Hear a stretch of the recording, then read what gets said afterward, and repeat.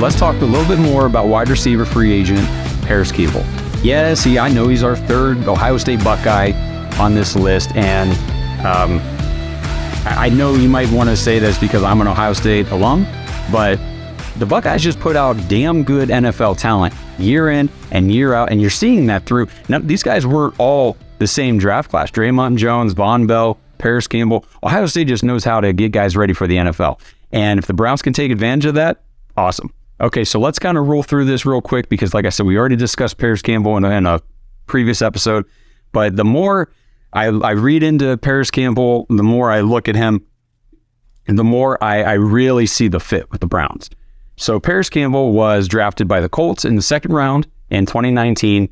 His first 3 seasons with the Colts were ended early by injury. But here in 2022, Parris Campbell actually played in all 17 games for the first time ever. He came out with 63 receptions for 623 yards and 3 touchdowns. And if you guys remember correctly, he was catching passes from the ghost of Matt Ryan and Sam Ehlinger, who was, I don't know why he was deemed a necessary starter last year by the Colts, but that's what they did.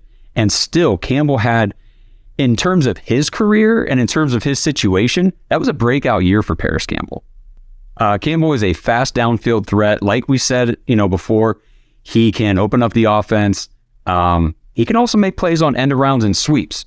His NFL draft athleticism score was ranked number 1 among wide receivers when he came out in 2019. He runs a 4.3 140. He ran 82% of his snaps last year from the slot. He only had 3 drops on 91 targets for a rate of 4.5. That's really good, okay? His contested catch rate was 33%. Just to give you some reference, 33% contested catch rate, that was better than guys like Deebo Samuel, Adam Thielen, and Jerry Jeudy.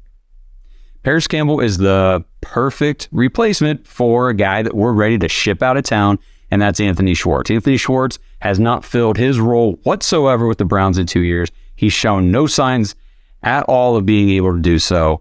It's time to get a guy in here who has shown that he can do it. It's what he was drafted to do.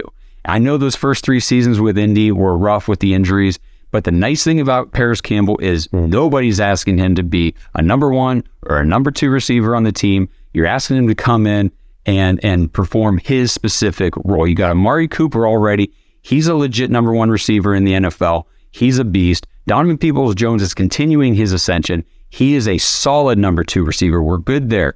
I expect David Bell to take a step forward this year. I'll be very disappointed if he does not. He showed flashes last year much more than Anthony Schwartz ever showed as a rookie.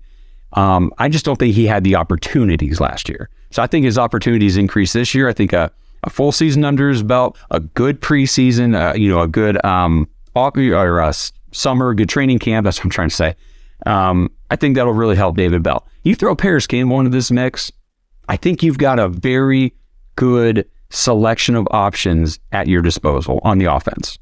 And the nice thing about Parris Campbell, we talked about this again, he's projected at a 1-year, $2.5 million deal. So if the Browns can get him for $2.5 million, that's a very reasonable price for what could end up being a much higher value production on the field. For reference, like I said before, a $2.5 million deal is somewhere just under 1% of the Browns salary cap. So if you can allocate just under 1% of the salary cap to a guy who can absolutely open up your offense, I think it's a no-brainer.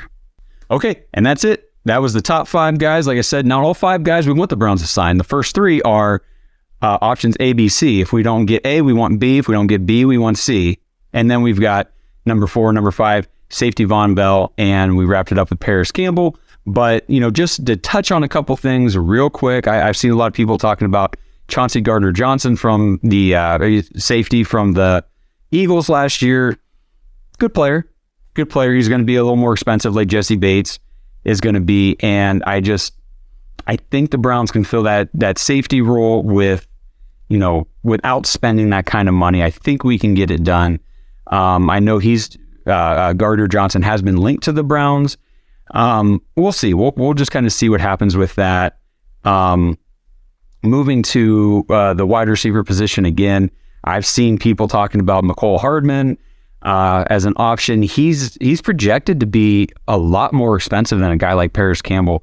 And the thing with Mecole Hardman is he spent his entire rookie contract on the Kansas City Chiefs, on the best offense in football with the best head coach in Andy Reid, the best offensive mind, the best quarterback in Patrick Mahomes, and he did nothing. He did essentially nothing in his career so far. So I don't see the upside in paying more money to a guy like Mecole Hardman than a guy like Parris Campbell, who's actually shown that when he's healthy and whenever he's playing consecutive games in a season, he's very good. I'm just not impressed with Mecole Hardman. I'm trying to think if there's any other receivers that I've seen people talking about. Adam Thielen, I know, is a hot name right now, especially with his connection with Kevin Stefanski. Me personally, and we'll get the other guy's opinion on the show later in the week, Adam Thielen is a great player. His career has been extraordinary. It really has. He's an absolute stud. The guy, while his production as far as, receptions and yards and all that has declined as he's gotten older, I think he's 32 now, his touchdowns are still high. The guy can score touchdowns.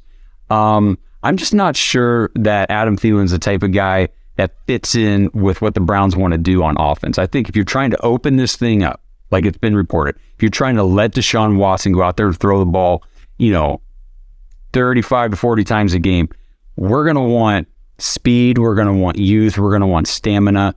That's the kind of stuff we're going to want. I think Adam Thielen would be a better safety blanket type receiver for an older quarterback like an Aaron Rodgers, somebody who kind of maybe a Jimmy Garoppolo, wherever he ends up, that kind of thing. I think Deshaun Watson would be better suited with a guy like Parris Campbell. There's guys in the draft we talk about. I know there's Tyler Scott's a name that's getting floated around from Cincinnati. We talked about Jaden Reed from Michigan State. There are guys out there who can fill the role that we need at wide receiver. Thanks for listening to another episode of the Dawgs Podcast. Make sure you subscribe on YouTube and follow us on Twitter at the Dawgs Podcast. Get your thoughts on the show at thedawgspodcast.com.